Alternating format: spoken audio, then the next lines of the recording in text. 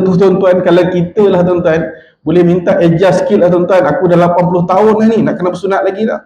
Tapi Nabi Ibrahim ni tuan-tuan, dia bersunat tuan-tuan umur 80 tahun. Kali itu direkodkan daripada hadis Bukhari dan Muslim, dan termasuk dan juga penangan di soal Al-Baqarah. Tapi dia meninggal umur berapa tuan-tuan Nabi Ibrahim ni? 175 tahun. Ni kalau kita tengok ni tuan-tuan, dia khitan tu ataupun dia bersunat Nabi Ibrahim ni tuan-tuan pakai apa? Pakai kapak tuan-tuan ni, bersunatnya tu dia bersunat sendiri dia. Itu kadang-kadang kita tak pelik tuan-tuan ni.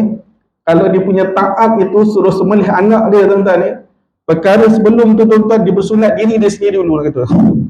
Maksudnya tuan-tuan, ni hebatnya Nabi Ibrahim tuan-tuan ni, orang yang taat sungguh daripada tuan-tuan kepada Allah dan sebagainya. Baik tuan-tuan, sikit tuan-tuan, apa dalil tuan-tuan berkaitan tentang korban ini? Dan selalu kita baca surah ini tuan-tuan, fasalli rabbika wanhar, maka dirikanlah solat kerana Tuhanmu dan berkorbanlah. Yang ini dalam tafsir Ibnu Katsir menerangkan Allah telah memberi kebaikan yang banyak di dunia dan akhirat. Allah minta sembahyang solat dan berkorbanlah atas menyebut namanya. Kalau kita faham tuan-tuan, dalam penerangan ini tuan-tuan, Allah bagi banyak nikmat sangat pada kita tuan-tuan. Tetapi Allah minta kepada kita ni tuan-tuan, kita pulangkanlah balik sikit tuan-tuan kebaikan yang Allah bagi kita dengan kita berkorban. Dan banyak satu dalil saya ambil tuan-tuan, satu dua dalil lah, surah Al-Hajj ayat 34 juga disebut tuan-tuan ya. Dan bagi tiap-tiap umat telah kami syariatkan penyembelihan korban supaya mereka menyebut dengan nama Allah. Apa maksud korban ni tuan-tuan? Berasal daripada bahasa Arab yang bermaksud binatang yang disembelih pada hari raya Aidil Adha dan hari-hari tasyrik sebagai ibadat mendekatkan diri kepada Allah. Hari tasyrik berapa tuan-tuan ya? 10, 11, 12, 13. Surau kita buat bila tuan-tuan? Hari keempat, saya difahamkan oleh kita punya PSU. Pada hari Sabtu itu adalah tarikh terakhir kita boleh mengadakan korban. Dan hadis Nabi tuan-tuan, saya ambil satu dalil, tidak ada satu amalan anak Adam yang lebih disukai oleh Allah pada hari haji adalah menumpahkan darah korban. Tak ada tuan-tuan ni, ibadat lain ni, Nabi kata tuan-tuan, tak ada perkara yang lebih baik ni lepas kita solat hari raya tuan-tuan adalah kita menumpahkan darah korban ataupun kita menyembelih itu korban itu sendiri. Baik tuan-tuan ni, kita bincang sikit pada hari ini tuan-tuan, saya tak boleh detail sangat, tapi saya bercakap dalam konteks umum sikit korban ni tuan-tuan. Kalau kita nak cerita pasal pengurusan bab korban ni tuan-tuan, panjang cerita dia lagi ni. Dan saya ambil tuan-tuan yang mana kita tak mampu dalam masa tempoh lagi 30 minit daripada sekarang. Baik tuan-tuan, apa hukum korban ni tuan-tuan? Kalau ikut tuan-tuan daripada rujukan Al-Fiqh Al-Islami daripada Wahab Az-Zahiri, dia kata, menurut Imam Syafi'i tuan-tuan, kita disunatkan sunat muakkad. Sunat muakkad ni pada tuan-tuan ni sunat yang dituntut untuk menjalankan korban. Kita Imam Syafi'i ni tuan-tuan, di perkara yang sangat diminta, disunatkan untuk buat korban ini. Kalau Imam Hanafi ni tuan-tuan, apa hukum dia? Hanafi tuan-tuan, dia jatuh wajib. Itu kalau kita tengok negara-negara macam Pakistan tadi tuan-tuan ni, dia korban tu tinggi. Sebab salah satunya tuan-tuan, di segi hukum dia tu, Imam Hanafi ni dia wajib. Kita ni dituntut kepada yang mampu. Baik sikit tuan-tuan, mampu ni macam mana tuan-tuan? Ni saya memang guru saya sikit tuan-tuan ni. Adakah ada 10,000 tu mampu? Adakah ada 100,000 dalam bank tu mampu? Adakah ada 20,000 tu mampu? Macam mana kita nak takrifkan? Yang kata Imam Syafi'i ni tuan-tuan, kita pada mazhab Syafi'i ni tuan, kepada yang mampu untuk menunaikan korban ini. Kalau ikut satu pandangan dia kata tuan-tuan, asasnya tuan-tuan, selepas hari tasyrik kita ada lebihan. Maksudnya tuan-tuan, keperluan asas kita tuan-tuan, makanan, pakaian, tempat tinggal daripada kita dan keluarga kita, kita ada lebihan lagi tuan-tuan, lepas pada 13 hari bulan. Yang tu tuan-tuan, itu yang dimaksudkan kita adalah mampu. Contohnya Tuan Aziz tuan-tuan, habis pada 13 hari bulan, ada duit, ada 10,000 lagi dalam bank. Adakah mampu? Tanggungan selesai, keperluan asas selesai, dalam bank ada 10,000 lagi. Yang ini tuan-tuan dikira mampu. Maksudnya tuan-tuan, yang ni bukan nak ada 100,000 mampu tuan-tuan ni. Setakat kita boleh cover 4 hari, ada lebihan, maksud itu tuan-tuan dikira mampu untuk kita menjalankan ibadah korban itu. Ini kadang-kadang kita kena faham juga takrif mampu tuan-tuan. Ada setengah orang ni tuan-tuan, ada 50,000 dalam bank pun dia kata, aku tak ada duit lagi ni. Aku tak ada duit lagi, dia kata. Padahal mampu tu setakat mana? Ini yang dijelaskan oleh para ulama kepada kita, tuan-tuan. Dan kalau mampu ni, tuan-tuan, yang digalakkan sunnah muakkad pada kita pada hari ini, 1/7 kita ambil lembu dan kerbau, dan 1 bahagian daripada kita ambil kambing buat 1 orang. Boleh, tuan-tuan? Boleh 1/7, tuan-tuan, tapi tak boleh bagi, tuan-tuan. Contohnya kita buat 1 bahagian, kita letak 3 nama anak kita, tu tak boleh. Dia 1 bahagian 1 nama saja. Tetapi satu pandangan ulama mengata, tuan-tuan, kata kita memang tak mampu, tuan-tuan. Kita boleh buat 1 bahagian je 1 keluarga. Apa yang dicadangkan kepada kita? Buat atas nama ketua keluarga dan niat pahala itu kepada semua ahli keluarga kita. Yang tu boleh. Tapi kalau cantiknya, tuan-tuan, kalau kita boleh buat 1 nama, 1 nama, 1 nama, 1 nama. Antara, tuan-tuan, kambing dengan kerbau atau lembu, yang mana afdal? 1 bahagian dengan seekor kambing. Yang afdalnya, tuan-tuan, seekor kambing. Itu pandangan ulama, tuan-tuan. Maksudnya, tapi harga pun boleh tahan. Dia kata sekarang kalau macam surau kita, tuan-tuan, 880 1 bahagian lembu. Tetapi kalau kambing, mungkin pergi pada 1300 ataupun 1400. Tetapi dari segi afdalnya, tuan-tuan, adalah kambing kita buat seekor. Itu kalau pak-pak Arab ni, tuan-tuan, dia jarang nak kongsi. Saya ada kat abang ipar saya, tuan-tuan, kakak saya kahwin orang Yaman.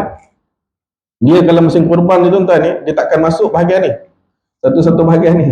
Dia kata, dia bahasa gurau dia lah, tuan-tuan, nanti tak nak kata dekat masyar nanti dia tumpang ramai-ramai tu, nanti seorang-seorang gitu. So kebanyakan ni dia gurau-gurau lah, tuan-tuan.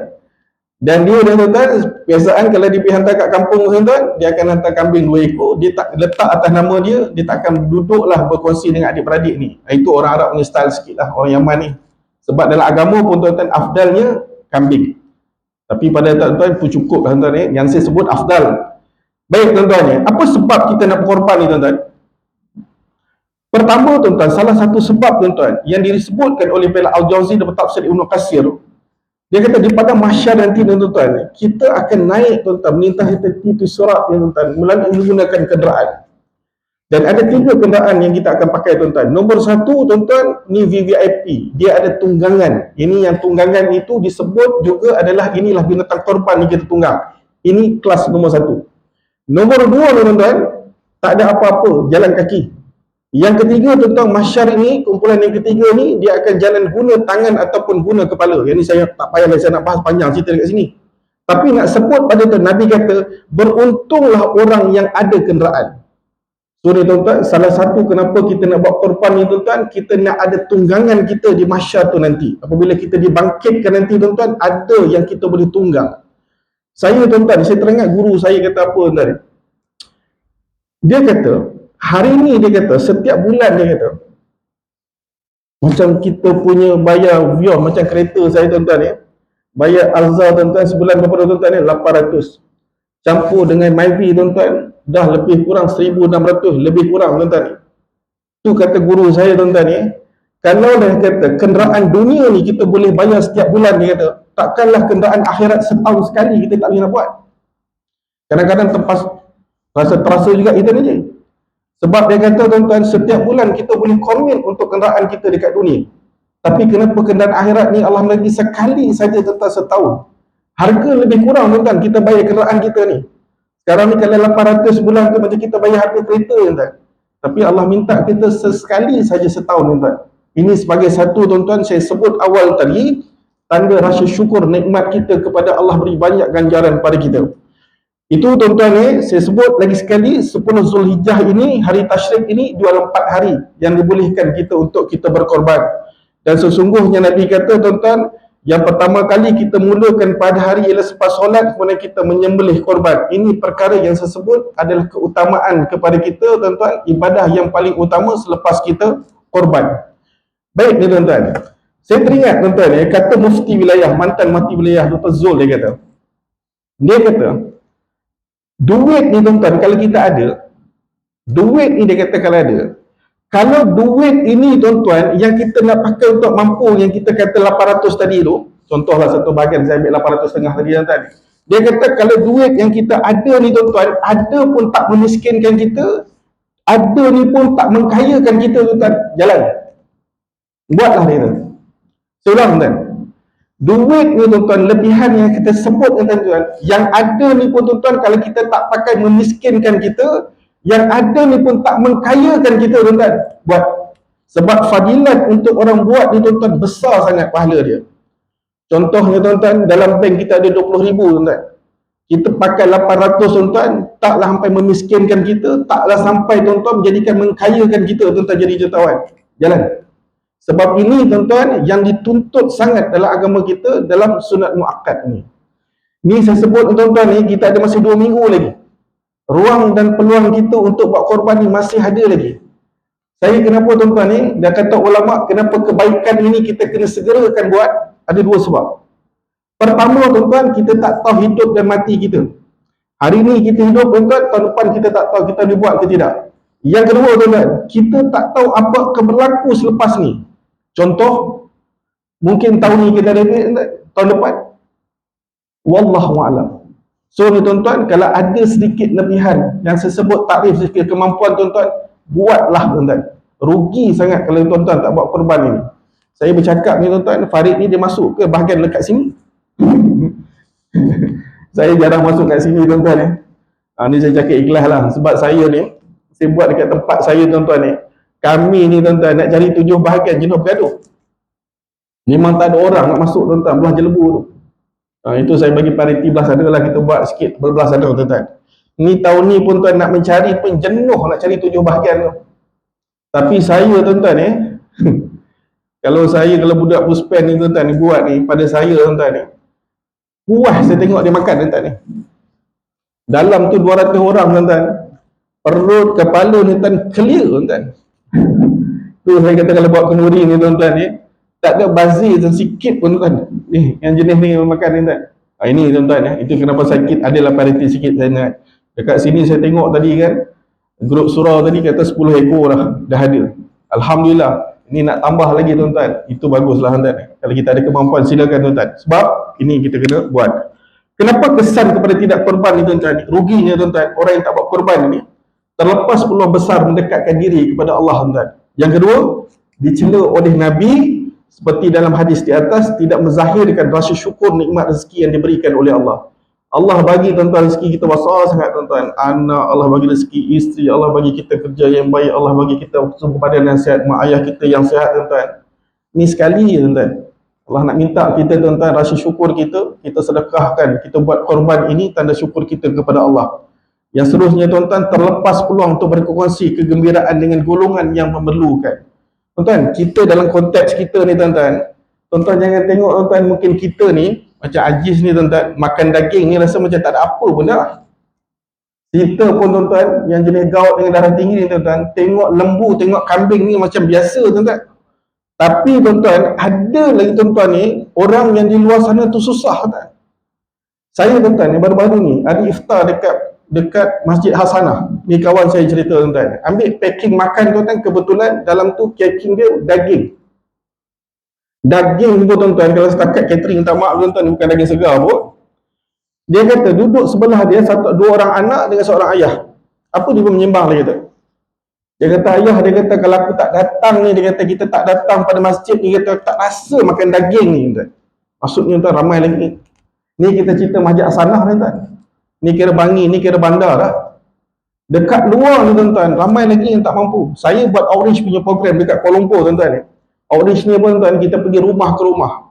Kita pergi bagi sikit bantuan kepada mereka ini. Saya lalu ada satu tangga tuan-tuan ni dekat flat tu. Dia minta apa saya tuan-tuan, budak tu umur 7 tahun, 8 tahun. Dia kata, "Cik, boleh tak bagi kami biskut, kami nak makan." Wih tuan-tuan, saya tengok zaman sekarang ni tuan-tuan, makan pun tak cukup lagi ni tuan. Nak minta biskut tuan-tuan, saya makan ni tuan. Ni saya nak sebut apa tuan-tuan. Cuba bayangkan kalau dia dapat daging yang segar ni untuk dimakan tuan-tuan. Bagaimana tuan-tuan kegembiraan yang kita bawa kepada orang yang dapat daging ni, yang kita buat korban ini tuan. Ini besar tuan. Yang ni tuan-tuan kita kena tengok sikit tuan-tuan. Jangan tengok dalam konteks kita tuan-tuan. Tengok dalam konteks luar kalau tuan-tuan pergi. Allahu Akbar. Baik tuan-tuan. Sikit tuan-tuan ya. Saya tahu. Hari Sabtu ni tuan-tuan, hari Sabtu, hari Tasyrik kita buat di surau ni tuan-tuan. Saya ingat surau ni bagus-bagus. Alhamdulillah baik tuan-tuan ni. Tapi saya minta sikit tuan-tuan ni bukan surau sini tuan-tuan, ni surau tempat dekat Nigeria. Saya ada kebimbangan sikit tuan-tuan ni. Hati-hati tuan-tuan ni. Dalam kita membantu surau, dalam kita membantu dari segi petugas korban ini, tolong hati-hati, takut-takut kita terlepas makan hak orang. Ni saya tak betul sebut surau ni baik tuan-tuan. Saya sebut di surau lain. Dan benda ni penuh diutarakan. Kadang-kadang minta maaf tuan-tuan ni, kupon satu dalam harga botol ada 3 daging. Ambil ni tuan-tuan tanpa kebenaran. Yang kedua ni tuan-tuan, dia pegang kaki ni tuan-tuan, sampailah kaki pun masuk dalam harga botol tuan-tuan. Kadang-kadang silap-silap ekor ni tuan-tuan kita ambil ni. Tuan-tuan, saya bukan kata salah tak salah. Isunya tuan-tuan, ambil itu ada kebenaran ke tidak? Macam mana polisi pengurusan surau dan masjid yang buat? Adakah dibenarkan? Takut-takut tuan-tuan kata kita makan benda yang bukan hak kita. Hati-hati tuan-tuan dia kalau ada satu surau ni tuan-tuan, saya suka tengok itu surau tuan-tuan. Macam kita ni tuan-tuan, ada setengah hotel daging tu dia ambil satu tuan-tuan, ambil kat belakang 2 tuan-tuan. Wallahualam tuan-tuan, saya bersangka baik. Tapi hati-hati tuan-tuan kalau urusan kata sekilo, kita seorang sekilo lah hak kita tuan-tuan. Kalau 2 kali lebih, tuan-tuan minta kebenaran ke tidak? Yang tu argue saya sikit kat situ. Yang kedua ni tuan-tuan, ni kadang-kadang kita terlepas pandang bab tulang ni tuan-tuan. Kadang-kadang mungkin bab ekor dan sebagainya. Yang ini pun tuan-tuan kena clear betul-betul. Kalau di masjid di surau ada satu tempat tuan-tuan, saya seronok dia punya pengurusan dia bagus. Kita pun saya tengok macam Cik Azli buat pun dah cantik dah. Dikumpulkan semua tulang, okey, siapa nak ambil silakan. Maksudnya dah settle. Yang tu okey tuan-tuan. Yang saya takut tuan-tuan, kalau ambil benda itu tuan-tuan tidak ada kebenaran. Tuan-tuan sebab apa tuan-tuan tuan-tuan ingat tak sampai kisah dia perang Tabuk ni tuan-tuan. Perang Tabuk ni tuan-tuan, bagaimana satu tuan-tuan sahabat Nabi tuan-tuan yang mati dalam peperangan Tabuk tuan-tuan bawa Nabi, ya Rasulullah ini syahid. Yang kedua Rasulullah ini syahid. Yang ketiga ya Rasulullah ini syahid. Nabi jawab apa? Yang ni bukan syahid. Dia kata aku nampak sahabat ni masuk api neraka. Sahabat tanya tuan-tuan, mati medan perang kenapa masuk dalam api neraka? Tuan-tuan, sahabat ni tuan-tuan, kalau kita perang dia ada harta ghanimah, harta rampasan perang. Dia tuan-tuan selepas peperangan baru Nabi agihkan. Kita bersangka baik dengan sahabat ni tuan-tuan, ambil awal. Yang diambil apa tuan-tuan? Ni selendang. Dalam bahasa kita ribak ni tuan-tuan. Berapa harga tuan-tuan ni? RM30 pun tak sampai ni. Tapi ambil tu awal tuan-tuan, bukan nilai harga tu, tapi perbuatan tu. Tuan-tuan bayang kalau nilai harga ridak ni RM30 ni tuan-tuan. Kalau yang ini pun tuan-tuan mati medan perang syahid pun masuk neraka, na'udzubillah tuan-tuan. Jangan sampai tuan-tuan kita ambil bukan hak kita. Kalau nak tuan-tuan tolong clearkan pengurusan kita tuan-tuan, ni aku nak ambil kaki ni, boleh tak boleh? Clear tuan-tuan awal. Atau pihak usaha kata ni lebihan ni sampai bertugas ambil, silakan. Kalau ada kebenaran. Tapi kalau tak ada kebenaran tuan-tuan, jangan tuan-tuan saya risau sangat. Takut-takut kita ambil perkara yang bukan hak kita. Saya tertarik tuan-tuan, ada satu kisah dari zaman Imam Ahmad. Ada satu keluarga dia tuan-tuan, keluarga ni namanya Bashir Al-Habsyi. Keluarga ni tuan-tuan pergi jumpa dengan Imam Ahmad. Apa dia tanya tuan-tuan dia ni seorang penenun kain. Penenun kain tuan-tuan dia tanya Imam Ahmad. Dia kata satu malam dia kata masa saya menenun, black off, lampu rumah saya tak ada. Dia kata tapi saya masih menenun, tapi saya menggunakan lampu limpahan daripada lampu jiran. Dan satu lagi dia kata saya menggunakan lampu limpah yang polis bawa. Dia kata kan polis ni dia tepi jalan tu, dia ada lampu dia bawa tuan-tuan. Dia tanya dengan Imam Ahmad apa tuan? Dia kata adakah dia kata hasil tenunan yang aku buat ini aku makan perkara yang syubhah? Tuan-tuan, ni bukan ambil duit orang tuan-tuan ni. Ambil ni tuan-tuan, tanya tuan-tuan hanya menggunakan lampu jiran saja. Adakah aku makan perkara yang syubhah? Imam Ahmad menangis tuan-tuan. Saya nak tunjuk apa kat sini tuan-tuan halusnya tuan-tuan, orang dulu ni tuan-tuan, dia tengok sampai macam ni. Itu tuan-tuan hati-hati buat makan tuan-tuan Kan ada satu tuan-tuan hadis Nabi tuan-tuan, bagaimana satu orang tuan-tuan balik musafir dalam keadaan yang lusuh, minta ya Rasulullah. Dia kata minta supaya berkenan dia doa dimulakan. Tapi Nabi tanya, sahabat tanya, ya Rasulullah, dia kata, kenapa orang ni minta dah lama tapi tak diberikan oleh Allah? Apa Nabi jawab? Macam mana Allah nak, dia kata, perkenankan doa dia kalau pakaian dia, makanan dia daripada sumber yang haram? Yang ni tuan-tuan ni, benda ni baik tuan-tuan. Na'udzubillah. Jangan sampai kita terlepas pandang perkara-perkara ni tuan-tuan yang melibatkan makan. Satu lagi tuan-tuan, guru saya pesan bab makan ni tuan-tuan ni, dah sebut makan, sebut makan. Macam kita pergi kedai mamak ni tuan-tuan ni, kan kita ambil nasi campur tu, okay, kita makan ni. Kalau boleh tuan-tuan ni, kalau boleh, tuan-tuan sebelum makan bagi dia kira dulu. Jangan tuan-tuan ni, kadang-kadang ni tuan-tuan, kita ambil makan, saya takut tuan-tuan ni, kebimbangan kita tuan-tuan, contohnya kan, aku ambil daging sikit tu macam mana? Adakah 3 ketul tu sikit, 4 ketul tu sikit? Yang tu kalau dia declare betul. Tapi berapa ramai tuan-tuan yang tak declare buat makan ni? Baru-baru ni saya tengok ada satu TikTok tuan-tuan ni, ada muda ni tuan-tuan ni, dia buat satu TikTok program tentang konten dia, bagi makan lari tuan-tuan. Oh, mamak tu pergi kejar. Allah tuan-tuan. Tu kalau untuk kita secure sikit tuan-tuan buat makan ni, pada saya tuan-tuan ni, pergi tanya dulu. Ni berapa? Dia bagi harga baru kita makan tuan-tuan. Lebih mudah tuan-tuan ni, kadang-kadang kita takut kita makan tu bukan hak kita. Baik tuan-tuan ni, apa cadangan kita tuan-tuan sikit? Boleh tak tuan-tuan kalau kita buat dekat luar negara? Contohnya tuan-tuan, saya ingat ni kita punya Bilal ada sebut, saya ingat Dr. Azlan, dia pusing, dia selalu juga bagi iklan tuan-tuan ni, yang pergi korban dekat luar negara ni tuan-tuan. Baik tuan-tuan ni, kalau kita tengok tuan-tuan ni, sekarang surau kita 880. Saya dapat daripada Dr. Azlan daripada Usim tuan-tuan ni, dia bagi harga berapa tuan-tuan, satu bahagian luar negara 450. Separuh daripada harga daripada kita buat di tempatan. Boleh tak boleh tuan-tuan? Saya macam ni tuan-tuan ni, ni kecenderungan saya tuan-tuan ni, kecenderungan saya lebih suka tuan-tuan ni, kalau tuan-tuan tak mampu dengan 850, mampu ada duit 450 tuan-tuan, pada saya jalan, buat tuan-tuan. Dia bukan segi harga tuan-tuan, Allah nak tengok amalan kita. Tetapi saya sebut tuan-tuan ni, afdalnya buat dalam negara, sebab kita disunatkan tengok kambing kita, tengok lembu kita disembelih, kita boleh makan tu sedikit dan sebagainya, itu cantik. Tetapi boleh tak tuan-tuan buat dekat luar, contohnya buat dekat Kamboja untuk makan? Boleh. Yang kita sebut tadi tuan-tuan, disunatkan. Tapi saya selalu sebut tuan-tuan, saya suka pegang macam ni tuan-tuan, dalam agama tuan-tuan, kalau tak boleh, jangan, kalau tak boleh semua, jangan tinggal semua. Maksudnya tuan-tuan, kita tak mampu 850. Tapi tuan-tuan memang duit tu cukup tu je tuan-tuan, 450 je ada duit tuan. Buat tuan-tuan. Buatlah. Paling tidak kita buat tuan-tuan. Rugi tuan-tuan. Tuan-tuan, dia macam ni tuan-tuan, korban ni syiar tuan-tuan ya. Dia macam akikah sekali saja. Cukup memadai kita buat untuk diri kita, anak kita dan sebagainya. Tetapi tuan-tuan ni, dia korban ni dia syiar. Kalau mampu tuan-tuan setiap tahun kita kena buat. Tu kalau ada mampu tuan-tuan, silakan. Saya tak ada sebut lah tuan-tuan ni. Kalau boleh tuan-tuan, kalau tak ada duit sangat, jalanlah silakan. Yang penting tuan-tuan buat. Yang kedua tuan-tuan, apa kelebihan sikit dalam korban ini tuan-tuan ni?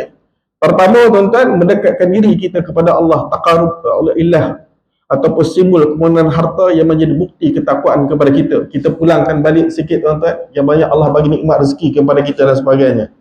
Allah ni tuan-tuan, kalau Allah tak tarik rezeki kita ni tuan-tuan, duk pergi kira sangat 800 ni tuan-tuan, ibu kita kereta breakdown pun kena lebih 3-4 ribu pun ada. Yang ni pun kadang-kadang kita tak nampak tuan-tuan, Allah nak tarik nikmat rezeki kepada kita tuan-tuan. Yang kedua tuan-tuan ni, dapat pahala yang sangat besar setiap hari belai bulu korban pahala. Iaitu Nabi sebut tuan-tuan, pada setiap bulunya itu satu kebaikan, riwayat Imam Ahmad bin Ibnu Majah. Ini kelebihan yang kita dapat tuan-tuan ni, kalau kita berkorban ini tuan-tuan. Yang ketiga ni tuan-tuan, boleh tak tuan-tuan kita berkorban pada waktu malam? Saya ni tuan-tuan, kebetulan saya tanya ni bukan apa tuan-tuan ni. Saya kan semelih juga tuan-tuan sikit-sikit ni. Saya ingat 7 tahun lepas kot saya benih tuan-tuan, ada satu kes tuan-tuan ni, HQ punya DK tu.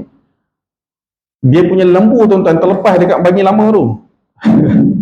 Dia telefon pukul 1 pagi tuan-tuan, suruh pergi semelih. Saya pun pergilah, lepas tu baru saya tanya dengan ustaz tu, boleh ke saya semelih malam ni? Kan, tapi lembu tuan-tuan ni kalau dia tak sembelih malam tu memang dah lembik dah, sebab nak turunkan dia tuan-tuan, dia masuk dalam sangat hutan kampung tu. Kalau tak sembelih pagi tu, dia sembelih baru dia buat turun daging tu pagi tu. Dia kata boleh tuan-tuan ni, tetapi hukum ni adalah makruh. So tak payahlah kita buat malam-malam tuan-tuan korban tu. Itulah cerita ni sikit. Kalau buat itu siang, buatlah siang tuan ni. Itu kenapa saya sebut tu kan. Yang ketiga tuan-tuan ni, tanda kesyukuran dan mengikut sunnah Nabi Ibrahim. Tuan-tuan kalau tengok macam saya sebut Nabi Ibrahim ni tuan-tuan, kita ni banyak dari segi kesinambungan apa yang sunnah Nabi Ibrahim yang kita buat.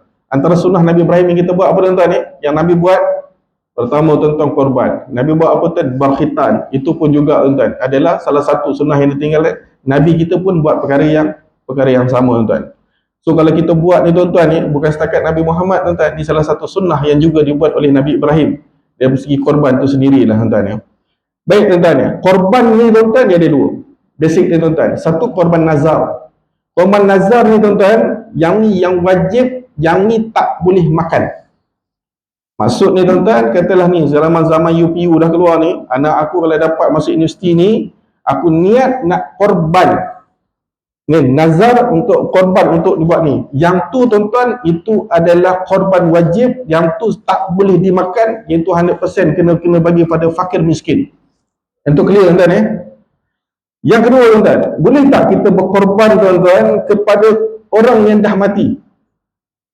Contohnya tuan-tuan, kita niat untuk buat pada ayah kita yang dah meninggal. Tak boleh tuan-tuan ya. Kecuali kalau ayah kita sebut ni tuan-tuan, dia wasiatkan kepada kita, ni ayah ada niat nak buat korban tahun depan ni, kalau ayah mati aku nak buat korban. Yang tu dibolehkan. Tapi ikut Imam Jawzari kata apa tuan-tuan ni, kalau kita juga mungkin mak ayah kita tak pernah buat korban, macam ni kaedah dia yang kita nak buat? Mudah tuan-tuan ni. Kita buat korban, kita niat pahala tu kepada ibu ataupun ayah yang kita yang tak pernah buat korban itu. Yang tu boleh.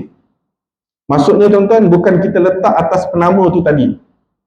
Right? Maksudnya tuan-tuan, kita buat atas nama kita niat tuan-tuan, pahala ni aku hadiahkan kepada ayah aku. Itu boleh. Baik tuan-tuan ya. Yang kedua ni tuan-tuan, saya sebut bab sunat yang dituntut ini. Ni solat yang korban yang sunat muakkad yang kita dituntut ini tuan. Macam mana agihan ni tuan ni? Selalunya ada dua lah tuan ni yang kita buat, dua lah. Satu ni tuan-tuan, yang paling afdal tuan-tuan, agihannya apa tuan-tuan ya? Kita ambil bahagian kita, ambil kata ulama tuan-tuan, ambil 2 genggam. Ambil 2 genggam ni tuan-tuan untuk kita makan. Cukup memadai tuan-tuan kita makan, yang selebihnya tuan-tuan kita bagi fakir dan miskin. Dan satu kaedah lagi tuan-tuan yang kita selalu buat. Yang paling afdal tu nombor 1 tuan-tuan ni. Yang nombor 2 ni tuan-tuan, kebiasaan kita buat, kita bahagi dengan 3. 1/3 kepada keluarga, 1/3 kepada fakir miskin, 1/3 kepada disebut sebagai hadiah kepada jiran-jiran kita ataupun kita punya kawan-kawan yang kita dapat. Itu pun juga dibolehkan. Satu lagi tuan-tuan, ada setengah orang tuan-tuan ni, payahlah banyak sangat ambil tuan-tuan ni. Ini kan kata salah tuan-tuan ni. Ini kadang-kadang daging korban sampai 3 bulan duduk peti air tuan-tuan. Kan? Untuk apa tuan-tuan? Kita niat tuan-tuan. Bagilah tuan-tuan, salah satu niat kita tuan-tuan ni, kita nak bagi orang makan, kita nak sedekah tu bagi kegembiraan pada orang lain, tu salah satu tuan-tuan. Ini kadang-kadang kita punya korban tu letak kita punya bahagian tuan-tuan, satu peti air tuan-tuan. Kadang-kadang sampai 3 bulan tak makan lagi daging korban. Rugi tuan-tuan. Kan? Sayang tuan-tuan ni, kita bagi kepada orang tu banyak manfaat kita yang dapat tuan-tuan. Itu kebiasaannya tu dua kaedah lah. Tuan-tuan, dia banyak lagi kaedah-kaedah yang lain lah, tapi saya ambil ni kaedah-kaedah yang besar yang selalu kita buat pada sini. Yang seterusnya tuan-tuan, memupuk kasih sayang dan perhatian sosial. Daging korban diberikan pada fakir miskin, jiran tetangga dan masyarakat setempat. Baik ni tuan-tuan ni, sikit ada masa dah? 3 minit. Saya game sini tuan-tuan ni. Ni bukan dekat sini tuan-tuan ni, jiran lama-lama saya lah tuan-tuan ni. Saya penduduk banyak tempat ni. Saya ni kebetulan pasal korban ni. Ni nak cerita sikit tuan-tuan ni. Saya pernah tanya satu puan tu, panggil, "Kak, husband mana?" Masa tu tengah gotong royong korban. Apa dia jawab ni? Husband dia tak datang sebab husband saya ni introvert. Tuan-tuan tahu apa introvert? Tuan-tuan, dalam psikologi barat, dia ada dua tuan-tuan. Personality manusia ni dipanggil introvert ataupun extrovert. Dan kita boleh ujian personality ni tuan-tuan banyak melalui warna, tarikh lahir dan sebagainya. Dan salah satu ni tuan-tuan, dia akan mengenal pasti kita ni orang introvert ataupun orang extrovert. Apa orang introvert ni tuan-tuan ni? Dia tak nak bercampur dengan orang, duduk rumah tuan-tuan, dia takut dengan orang, dia panggil intro. Extrovert ni tuan-tuan, ni lah, selalu pergi ke depan dan sebagainya. Oh tu orang extrovert. Boleh tak tuan-tuan ni, di segi hukum tuan-tuan ni, husband saya ni tak nak tolong sebab dia orang introvert. Okey ke tuan ayat tu? Saya kadang-kadang tuan-tuan ni, kadang-kadang dia tak nak bertolong tuan, tak nak pergi masyarakat tu. Dia rasa tuan-tuan ni, itu menghalalkan dia. Ilmu tuan-tuan, ilmu barat tu salah tak salah untuk mengenal pasti. Tapi kita lah tuan-tuan kena ubah diri kita tuan-tuan. Sebab dalam agama ni tuan-tuan, kita kena jaga hablu minallah, jaga hablu minannas. Dalam agama ajar kepada kita tuan-tuan bagaimana suruh dalam masyarakat. Allah suruh jaga tuan-tuan bab majlis jiran, bagaimana kita bab agama tuan-tuan, berjemaah dan sebagainya. Boleh ke tuan-tuan kita buat nanti alasan dengan Tuhan, aku tak pergi sembahyang jemaah sebab aku orang introvert? Itu Nabi kata tuan-tuan, aku tinggalkan kamu dua perkara kamu takkan sesat, iaitu tuan-tuan Al-Quran dan hadis. Agama ajar kita macam mana tuan-tuan? Ni saya jumpa dua pasangan tuan-tuan ni yang telinga saya sendiri ni, husband tak datang, introvert. Kita lah tuan-tuan, dah tahu aku ni orang tuan-tuan, pergilah, belajarlah, pergilah tuan-tuan, sebab agama ajar kita macam tu. Habis tuan-tuan, kita nak sebut apa nanti kan? Kalau kita mati nanti tuan-tuan, agak-agak orang peduli kalau kita ni orang introvert dengan orang extrovert ni. Ni kadang-kadang tuan-tuan ilmu tu tak salah tuan-tuan ni, tapi kadang-kadang dia salah pakai. Ni tak kata siapa-siapa tuan-tuan ni, sebab saya takut tuan-tuan ni, kadang-kadang kesalahfahaman tu kepada masyarakat itu begitu. Tak ada tuan-tuan, tak ada. Allah tak ada tuan-tuan orang introvert, orang extrovert, tak ada tuan-tuan. Itu tuan-tuan, ujian personality tu buatlah tuan-tuan, tak salah ilmu tu. Tapi tuan-tuan, kita kena faham agama kita ajar kita macam mana, panduan ingat ajaran kita pada kita. Macam tu, lepas tu tak semayang dan sebagainya tu, tak pergi jemaah, aku orang introvert. Yang tu nak jawab dengan Tuhan macam tu? Banyak songeh. Baik tuan-tuan, ni nak marah ke nak ceramah? Dua-dua boleh. Yang pertama tuan-tuan, apa keberuntungan orang buat tuan-tuan korban ini? Seulang sekali tuan-tuan, redha Allah dan berkat rezeki dia tuan-tuan. Yang kedua, amalan kita diberkati. Menjadi saksi di akhirat, sesungguhnya binatang korban akan datang pada hari kiamat dan tanduknya, bulunya dan kukunya. Yang seterusnya yang kita nanti mencontohi Nabi Muhammad SAW. Dan saya tangguh tuan-tuan dengan satu kisah.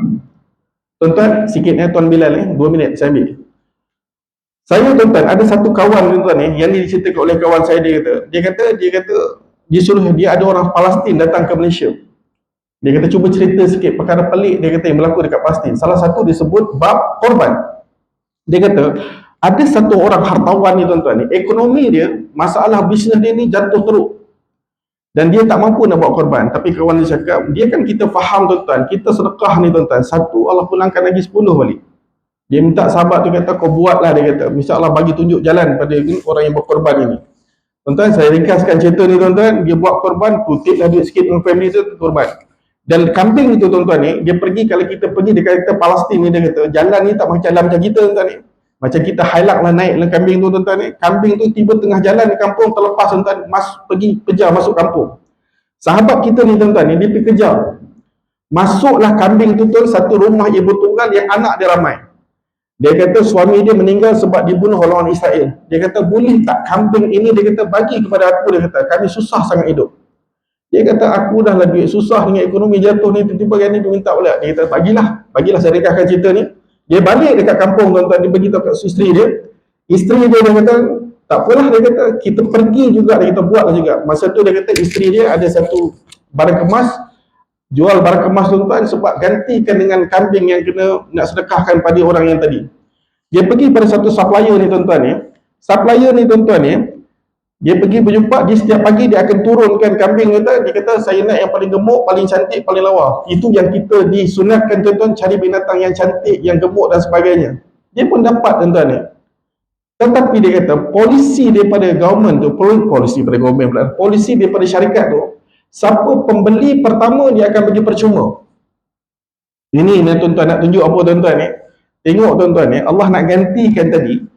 Yang tadi daripada kambing tu kecil dapat yang besar tuan-tuan. Yang ni pun Allah dah tunjuk daripada kita tuan-tuan. Yang ni dia kata perkara, dia kata yang pelik yang berlaku, dia kata depan mata saya nampak perkara ni berlaku. Dan satu lagi last lah tuan supaya saya tangguh tuan-tuan. Ingat tentang surah Al-Munafiqun ayat 10 tuan-tuan. Ya tuan, laula ahratani, yang last kali ayat tu tuan, fa as-sadaka. Bagaimana satu hamba Allah ni tuan-tuan yang tuan-tuan meninggal hanya minta dibangkitkan sekali saja dia tuan. Apa yang dia nak buat tuan-tuan? Fa as-sadaka, nak bersedekah. So saya minta tuan-tuan ni, kita ada rezeki sikit, ada lebihan sikit ni tuan-tuan. Saya bukan ada NGO mana suruh masuk, tak.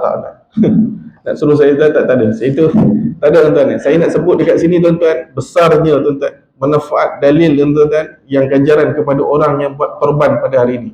Saya ingat surau kita pun tengok dalam grup surau pun kita masih banyak lagi kosong.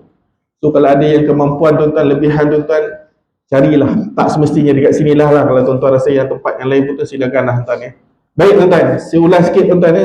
Kita buat kesimpulan sikit apa yang kita bincang pada hari ini. Tuan-tuan, hari ini saya hanya kita berkongsi bab korban saja. Nombor satu tuan-tuan, korban ini tuan-tuan, saya sebut tadi dua ayat Quran dengan satu hadis Nabi. Bagaimana itu tuntutan agama kita dari segi berkorban. Yang saya sebut tuan-tuan nombor dua, bab berkaitan hukum kita. Kalau Imam Syafi'i tuan-tuan, kita adalah sunat muakkad ataupun sunat yang dituntut oleh pada kita. Yang ketiga tuan-tuan, saya sebut tuan-tuan, apa kelebihan kesan kepada orang yang tidak berkorban. Yang keempat tuan-tuan, saya sebut sikit tuan-tuan, cara agihan sikit kepada bagaimana agihan itu dikorbankan. Yang keempat ni tuan-tuan, cadangan kita tuan-tuan ni, kelebihan kepada orang yang berkorban. Dan last kali saya sebut tadi apa dia last tuan-tuan, apa kelebihan ganjaran yang Allah bagi kepada kita ni tuan-tuan kalau kita buat korban ini.